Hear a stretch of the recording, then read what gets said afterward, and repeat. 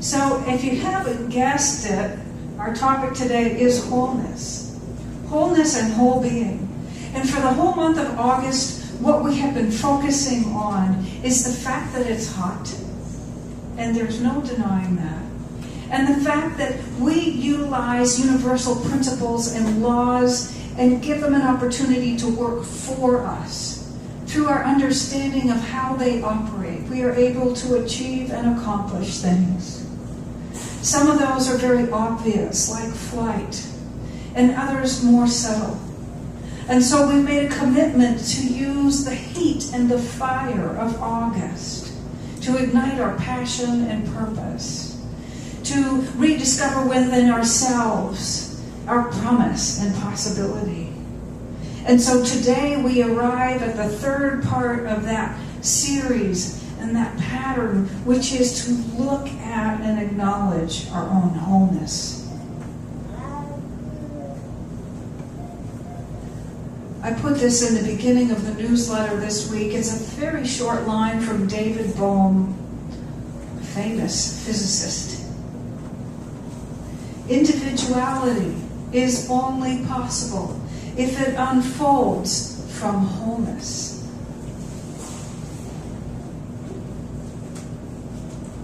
And this is from Ernest Holmes, the founder of this teaching, who was an avid reader and studied everything he could get his hands on from every direction in his time. The Spirit of God is an undivided and indivisible wholeness. It fills all time with its presence and all space with the activity of its thought. Everyone is an incarnation of God and a unique incarnation. All are rooted in the one life. And I love this part. Your endeavor, then, is not so much to find God as it is to realize God's presence and to understand that this presence is always with you. Nothing can be nearer to you than that which is your very essence of being. Your outward search culminates in the greatest of all possible discoveries, finding God at the center of your own being. Life flows up from within you. And these are a few words that I shared myself this week. It is from our wholeness that our fullness springs. It is from the infinite within each one of us that our good comes. These are permanent and indestructible aspects of who we truly are. Our wholeness is our holiness, abiding and awaiting our discovery. Well-being is an inevitable side effect of this discovery. An inevitable side effect. So already we have this physicist who obviously started out as a scientist in the world of physics, arriving at a place of making declarations and sharing hypotheses and ideas about our cosmology. Why are we here and what does it all mean? And he said that individuality springs from wholeness. And Ernest Holmes, the founder of this teaching, and so many more, have said the same thing. But they've also said that you can be guaranteed that that wholeness is already within you. We can be guaranteed, we are told, and we can be sure that rather than looking out there incessantly day after day to find out where it's hidden, we can look within. We can sit on a cushion, dig in the garden, look in a mirror, take a walk on the beach. Just be still a moment. And that wholeness that we've been looking for, we will find is right here within us. Deepak Chopra talks about the gap, and I believe I mentioned that last week. It's in the in-between. Not the words on the page, but the space between them. And not the words that I speak, but the space between them. And not the steps that we take, but the space between them, where we find that infinite presence. Just for fun, I was looking at a definition of the word whole.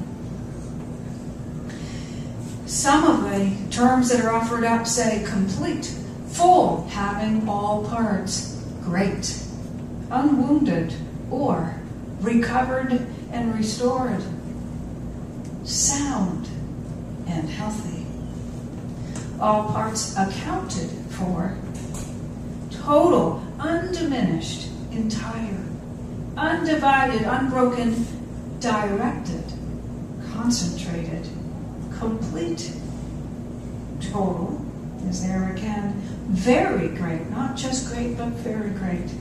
Our entire nature. And the last one was so fascinating. It's like number 7 of all of the citations from this one thing. Having the same father and mother. Ooh, that sounds so mystical. And it makes sense that rather than trying to believe in 2 different trains of thought and ending up with a complex which results in dis-ease, or in, I believe, Christian language, rather than trying to serve 2 masters, or in the native stories, rather than trying to feed 2 wolves. Imagine that to be whole means that the father-mother principle within us, that which we come from and own as our parentage, our ancestry, is one thing and not 2. What a beautiful concept. Wholeness. Ernest Holmes opened every lecture he gave in Los Angeles with the following statement. He would greet everyone and begin by saying, there's only one life. That life is God's life. That life is perfect. And that life is your life and my life now. And I remember that we attended a seminar of one of the conferences in San Diego many years ago, and Edward Fillion shared this, and I believe I've talked about it before, about using an abbreviated personal version of that as a chant. So you can say, there's only one life. That life is God's life. That life is perfect. That life is my life now. And when life seems to be a mess, you can pull it out. And you can say, there's only one life. That life is God's life. That life is perfect. That life is my life now. Anybody have a vacuum cleaner with a power nozzle on it? Yeah, okay. So on all of them, there's either a mechanism that does this automatically or there's a reset button. And I have over the years become very familiar with where those are, because I've done a lot of vacuuming. But you know when you accidentally suck up a string or a shoelace or the tassel on the end of a nice carpet or something long, right away you've got to know where that reset button is. Right away you've got to stop it, because what will happen if you don't? The belt will begin to burn and melt, and the motor will begin to burn up as well. And then you're going to have to go get a whole new vacuum cleaner, or at the very least do a significant repair. But if you know where the reset button is, you can hit it, and you can stop all that from happening. Now, isn't it beautiful that they thought very carefully to make sure that either the machine did that by itself as soon as there was any resistance, or that button was read and positioned with the word reset right underneath it so that you could find it quickly, because you need to find it quickly, right? Another concept that we are familiar with working on computers these days is the opportunity to go to settings and go to a box that says default, and to select a default or restore default settings. Can you imagine that your factory settings of who you are far less confused, and in fact they might be whole and perfect, they might be clear and certain? Perhaps if you end up having one of those days where your mind is going everywhere, and as a result the evidence that's showing up is stuff and people going all wonky all around you, that you could metaphorically mouse over that button and say, wait a minute, I am going to restore my divine default settings. Sounds like a good idea. So how would we do it? How might we do that? Well, I came up with this word that, now I believe I made this up. Now, I could go Google it and find out that I tapped into the collective and somebody got there first or at the same time. Who knows? But my new word is mantra-formation. It's mantra and affirmation stuck together with that A that ends one word and begins the other. Mantra-formation. So my new reset button is actually one I've been using for a long time.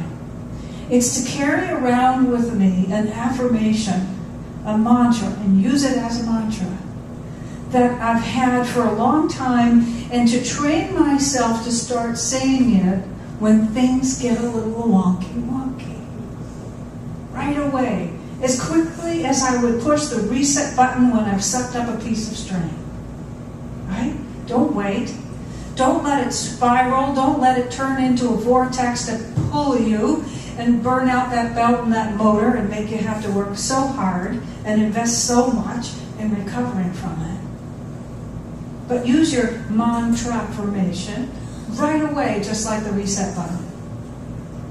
Just like you might, if your computer is going all crazy on you and you're just like, I don't know what I accidentally said yes to when I was doing an update, but I don't want it. All I want is for my machine to do this for me. And so you go and you make that selection and then say, back there. So a mantra is what? A mantra is a couple of things. It is a statement of some type of universal truth that relates to one aspect of being.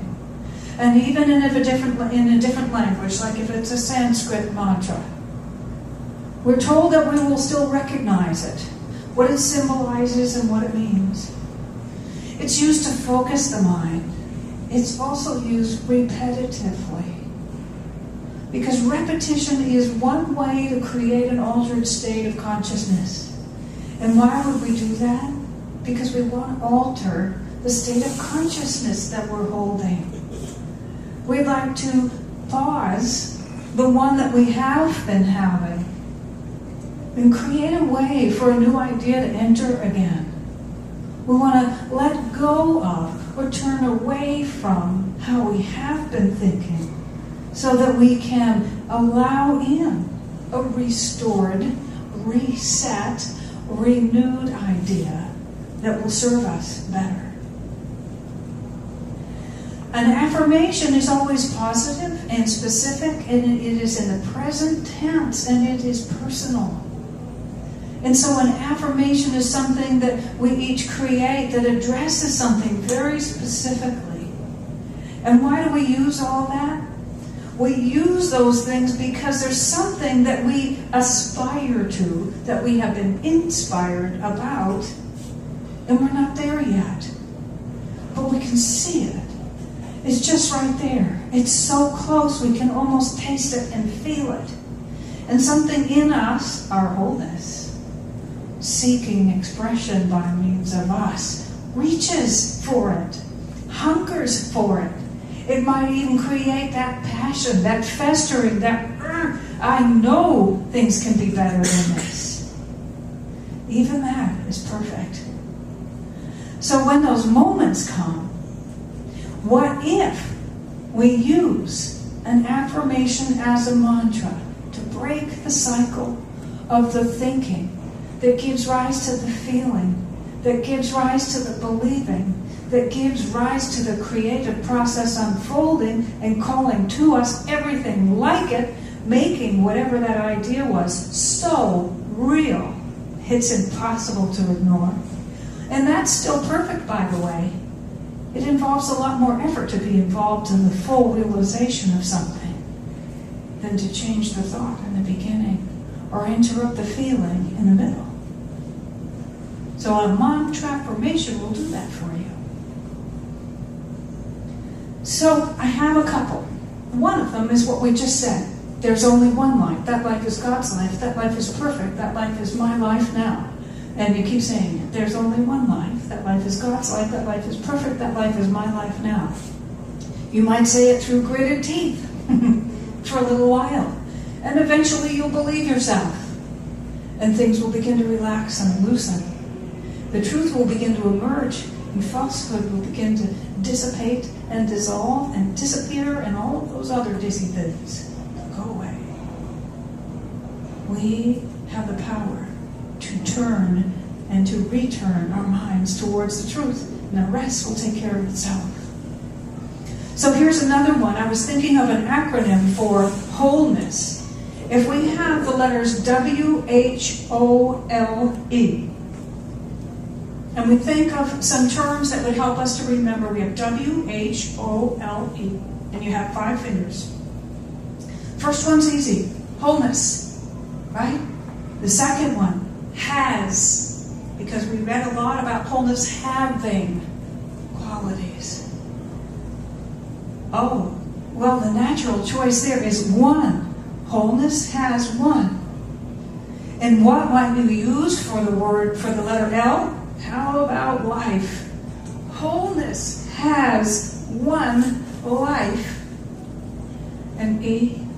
Well, why not everywhere?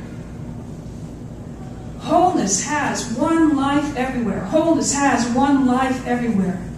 You may be experiencing something other than that. Something that feels like less than wholeness. You might be experiencing something that feels like, this is so not the life I had in mind. You might be experiencing something that looks like, oh, it's happening over there for him or her, but not for me right here. So what if you said, wait a minute, wholeness has one life everywhere. Wholeness has one life everywhere. And if you want to make it personal, say, as me. Or you can say, I know. Or you can play with it some more, make up your own, and say something along the lines of, I am wholeness, and I have one life everywhere.